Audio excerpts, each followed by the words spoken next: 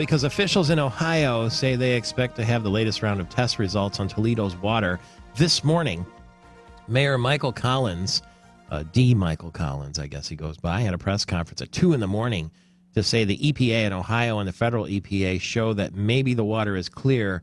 Satisfactory is the word they use, but 2 areas, the levels were still too high to lift the ban. You know, you've been unable to drink the water in Toledo this weekend because of some kind of algae bloom in the western basin of Lake Erie, which sounds like an inconvenience, but it's more than that. It's dangerous.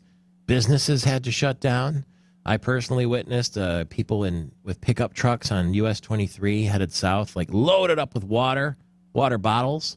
Robert Shields, WTOL TV 11, the chief meteorologist there, my brother for 2 decades, can explain from a scientific standpoint, 1, why this is happening, and 2, what it's like to live in a town with no water. Welcome back to the program.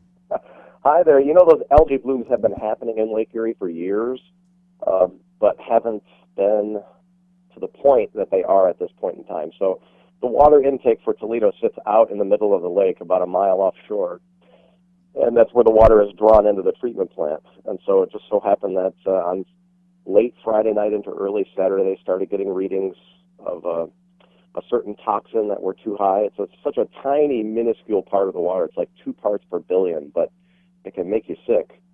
So that's what happened this weekend. That's why we're going through all this testing. And the algae does look pretty gross out in the lake. If you've seen pictures of it, I don't know if you've seen some people out on boats. Some boaters have put some photos online of the blue-green slime on top of the water. It can cause the water, when it's contaminated, abnormal liver function, diarrhea, vomiting, nausea, numbness, dizziness. If your skin is contacted with it, you can get an irritation or a rash. I mean, the zoo was closed, fast food restaurants and restaurants were closed. The impact has been huge. Pools, of course, are closed in Toledo, too. It really is like something out of a science fiction movie, because I can't stand this phrase, but this whole take for granted thing. You know, all of a sudden when this happens, you think, wow, I've taken for granted my whole life that you just open up the tap and hop in the shower and, you know, you have clean water, and that's just all there is to it. No one ever really considers that this could happen. So it's been quite a shock to people. It really has been. So the mayor says this morning they'll know more. What's the sort of forecast, if you will? Because people do take water for granted, and I guess why wouldn't they? This is very, very weird.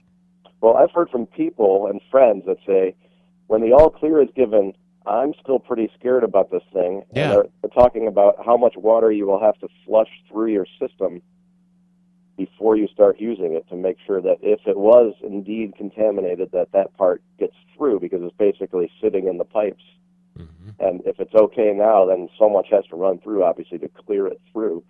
So that's pretty weird. And the other thing is that from a scientific standpoint, if you just think about it, they've done 20 different tests. They've sent it to 3 different labs. They have the majority of the tests now say that it's okay, but a couple of them don't. And I wouldn't want to be the person sitting on the decision of when to say now it's okay. And we're talking about such a tiny amount of contaminant that it's hard to figure. You know what I mean? Like if someone told you that if there were 4 parts per billion of this toxin in the water, then that's too much.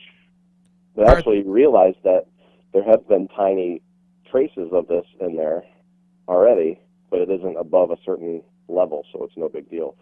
It's really something right out of science fiction, you know? Parts of Monroe are having the same problem, and is there any truth to the rumor that the head of the water department in Toledo took a trip to New York with his family to have some fun during the middle of the crisis?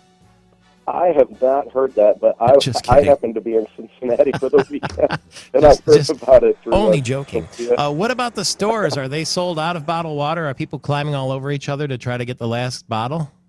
That was happening right away, and then there have been, the city and the Ohio National Guard have brought in water stations where you can bring your own containers and fill up water for free. Oh. The biggest problem is that they have said children should not bathe in the water, but healthy adults can. So people with kids are kind of freaking out because, you know, a lot of kids don't like to take a bath anyway, but after 2 or 3 days. What about you? Before you go on TV today, will you take a shower? I will admit that I have not touched the water yet since returning from Cincinnati. Yeah.